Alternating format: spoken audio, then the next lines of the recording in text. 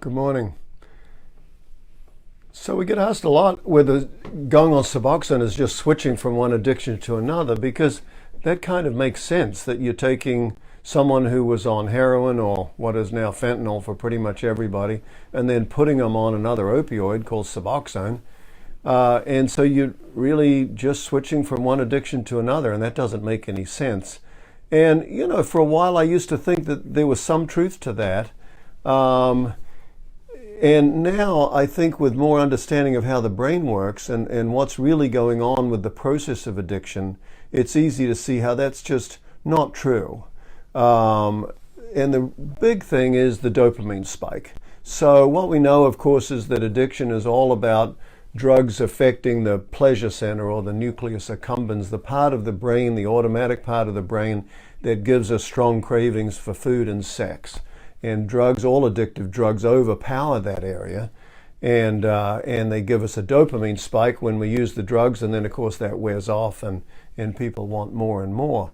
And how fast the dopamine spike seems to be, what makes the drug more addictive. Fentanyl seems to make the spike go up quicker and then come down quicker, and so people like using it even more than heroin, and it becomes a big problem.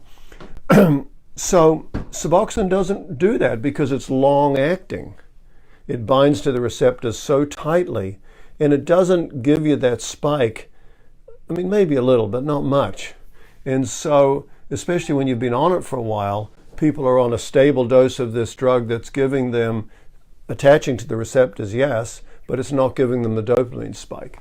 In addition to that, Suboxone's a partial agonist, meaning it turns it on, but partial antagonist, meaning it actually blocks the thing.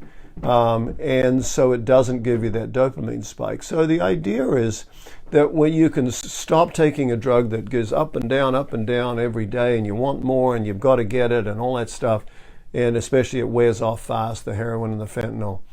And now you're on a drug that doesn't give you the dopamine spike, and it just lasts so long.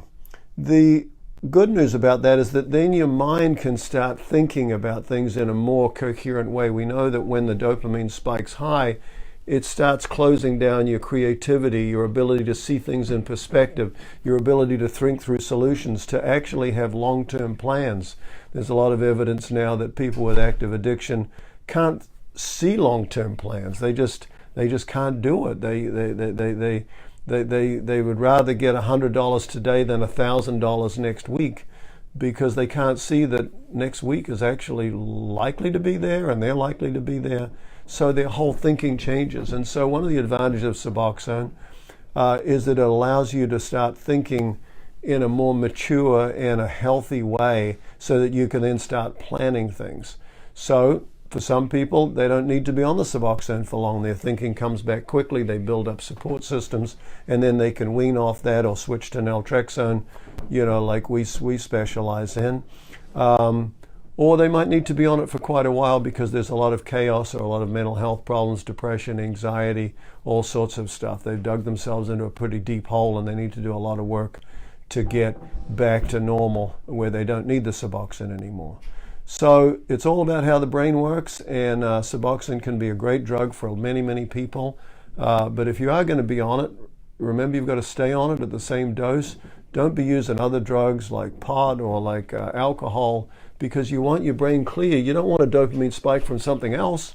You want to have a clear brain so that you can think clearly and have normal emotions and work a program.